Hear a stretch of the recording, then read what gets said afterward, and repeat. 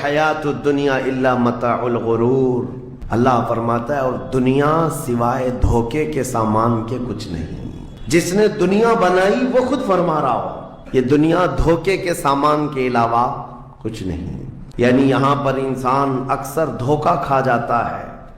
دھوکے کا مطلب یہ نہیں ہے کسی دوست سے دھوکہ کھا رہا ہے، بلکہ وہ پوری اپنی زندگی میں دھوکہ کھایا ہوا ہے۔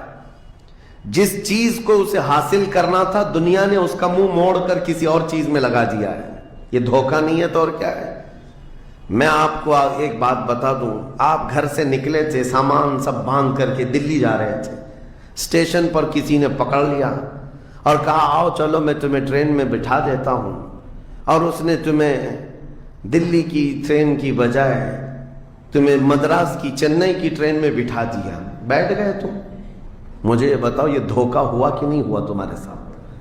بہت بڑا دھوکہ ہوا کہ منزل تمہاری کہیں اور تھی، تم کہیں اور چل پڑے۔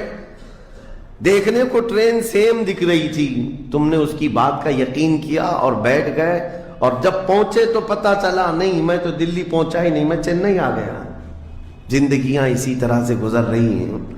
تم جس راستے پر چل رہے تھے اصل تمہاری منزل مدینہ طیبہ ہے، تمہارا سفر حضور پاک کے قدموں تک پہنچنا ہے، لیکن ایرا غیرہ آتا ہے اور تمہیں کسی دوسرے ٹریک پر ڈالتا ہے اور تم چل پڑتے ہو اس کی بات پر۔ اسی لیے قرآن نے کہا یہ دھوکے کے علاوہ کچھ نہیں ملتا یہاں پر۔ دنیا اور دنیا داروں پر تم کبھی بھروسہ نہ کرنا، تم اپنی منزل پر ہمیشہ توجہ رکھنا۔ تمہاری منزل یہ نہیں ہے۔ اسی لیے شاعر نے کہا تھا غلط روی سے منازل کا بعد بڑھتا ہے، مسافروں روش کارواں بدل ڈالو۔ تم ٹیڑھے میڑھے چلتے رہو گے تو منزل لمبی ہو جائے گی، فاصلہ دور ہو جائے گا، اس لیے چلنے کا طریقہ بدل ڈالو، تمہارا سفر آسان بھی ہو جائے گا اور منزل جلدی پہنچ جاؤ گے۔